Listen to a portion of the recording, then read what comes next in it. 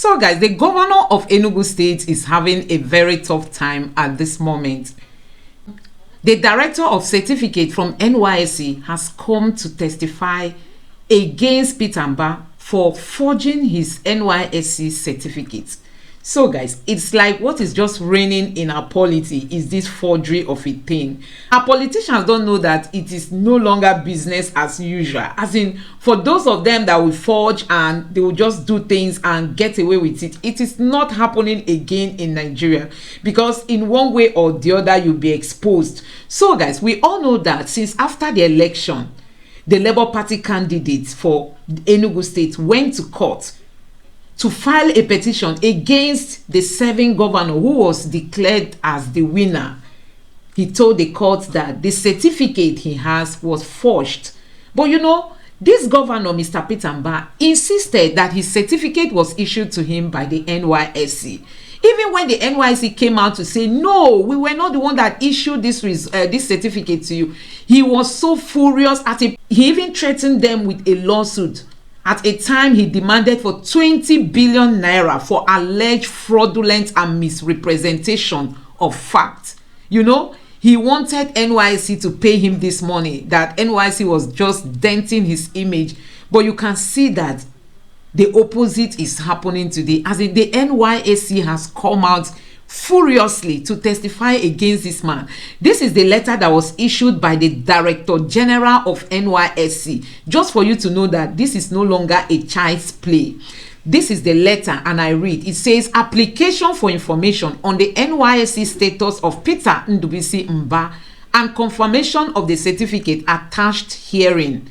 This application is pursuant to Section 1 of Freedom of Information Act 2011. I am directed to refer to your letter dated 23rd November 2022 on the above subject and to convey management's delight for compliance with the provision of NYSC Act regarding presentation of the Certificate of National Service or Exemption Certificate by employees/prospective employees holding degree and HND certificate. We are pleased to inform you that the Certificate of National Service belonging to Peter Obi with the certificate number blah blah blah blah blah forwarded for verification was not issued by the NYSC. As we look forward to close working ties with your organization, please accept the assurances of the Director General's warmest regards. So guys, this letter was issued on the behalf of the Director General. So it's no longer a child's play. They are saying they have made their investigations, they are verified, and they are coming out boldly to say that Mba's certificate wasn't issued by the NYSC, so possibly it was forged. And today, the NYSC was at the tribunal in Enugu State to testify against Mba. So guys, it appears like it is over for Peter Obi. It is just over for him. You know, our politicians are good at forging, and they will come out. They will not even show any sign of remorse when they are caught. You can see him threatening NYSC, even demanding for 20 billion naira, you know, for damages and misrepresentation. So guys, this is the boldness in our politicians, even when they are doing the wrong thing. As in, that boldness will be in them. If you don't hold yourself, you will be intimidated by their boldness. But you can see that NYSC refused to be intimidated. They've insisted all this while that they were not the one that issued this certificate to Mr. Mba, and they kept to their word. They stood their ground. And today you can see that they are now testifying, bearing witness in court, telling the court that you can go to anywhere to verify. We have checked, we have made our own investigation, and we can tell you pump and plain that this certificate was not issued by the cops, was not issued by NYSC. So where did Mr. Mba get his certificate from? He claims that he did his NYSC. Where did he get this certificate from? If NYSC could not trace his name, you know, from their database. We all know that President Tinubu is also facing the same challenge at the election tribunal, because the certificate that was issued from Chicago University is far different from the one that was issued to Inec. The one that was gotten from Chicago even has the name Bola Tinubu Adekunle with a female gender attached to it.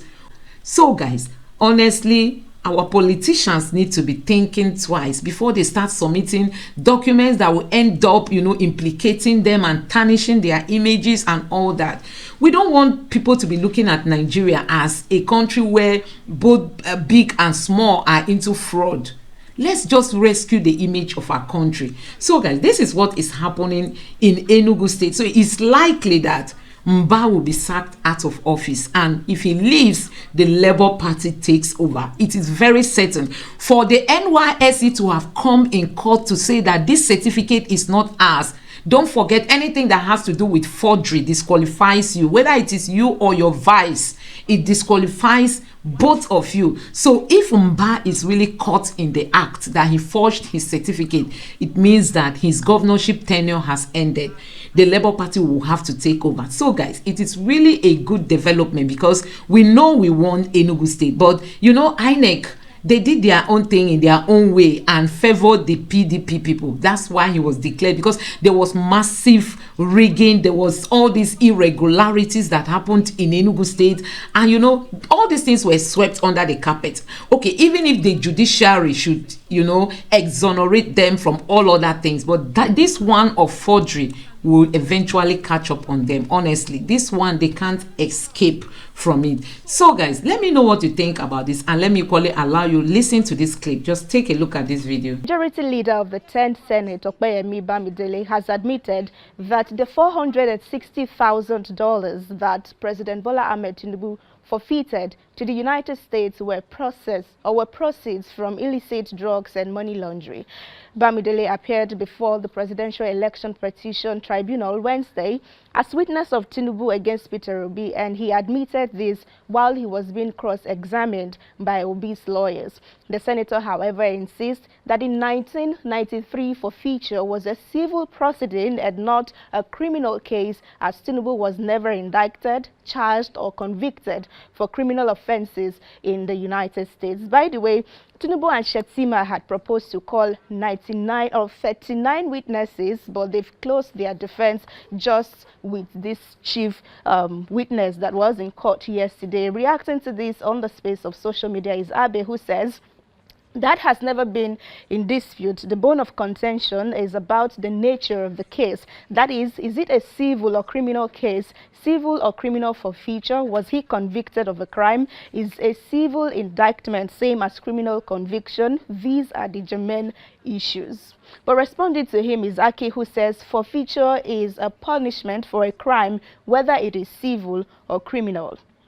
Emmanuel says, my pain is that Tinubu did not need to run for presidency at all. He could have just played his godfatherism, and maybe he will continue to be relevant. Also reacting to this is this user who says, at this point, Labour Party lawyers should be worried about possible favorable ruling with loopholes that Tinubu and APC will rely on to attack the tribunal judgment as Supreme Court. Their grand plan is the Supreme Court. And a former Minister of State for Labour and Employment, Festus Keyamo, says that the European Union Election Observation Mission final report on the 2023 election is a reflection of a one-sided narrative. The EU had, in page 92 of its report, listed Keyamo and Femi Fani-Kayode as top fake news peddlers in the general election of 2023. It says Keyamo promoted information published by a suspicious website accusing the candidate of the Labour Party, Peter Obi, of bribery. But in reaction, Keyamo stresses that the EU was only to monitor the polls, and that gives them no right whatsoever to investigate claims made by candidates against one another. Well, he wrote something really long on the social media, on Twitter precisely, and then this is just thirdly, as you would see their stories above. But it says, they said I retweeted a story by a suspicious website. Pray, what makes a website suspicious? They did not elaborate. How can foreigners come into a country and declare a local news website as suspicious without more and just walk away? What arrogance. And then it says, overall, the EU report is nothing but a reflection of a one-sided narrative, and I congratulate the opposition on working closely with the EU and cutting away the all-important prize of the EU final report. Munachi, so responding to him as he posted this, he says, I don't think it's in your purview to tell the EU what to observe and what not to observe. What you people took, or when you people took their money, you never complained. Hence, they have the right to report their observations. If your government had conducted free and fair election, we won't be here. For Akin Esquire, it says, when you and your twin brother, FFK, write long episodes to defend falsehoods and whitewash the EU report, it only points in one direction. You are chilled to the bone marrow. Once again, congratulations to the both of you for making it to the top of the list as fake news merchant. Real. For Victor, it says, sir, thank you for your submission. You are doing an excellent job by providing the best possible information to the public on this matter. These swarms of people who are trying to discredit you are a bunch of losers. But for Khan Judiciary, tweeting at Samuel, he says, a legal luminary and great senior advocate of Nigeria of our time, please, without further expression of anger and frustration, sue the EU observers immediately. Put it to them that their report contains technical glitches against you. So guys, let me know what you think about all this in the comment section below. So like I've said initially, it appears from all indication that Governor Peter Obi will soon leave office for the Labour Party candidates of Enugu State to take over. You can see that Nemesis is really catching up on them. They claim they won the election even though they didn't.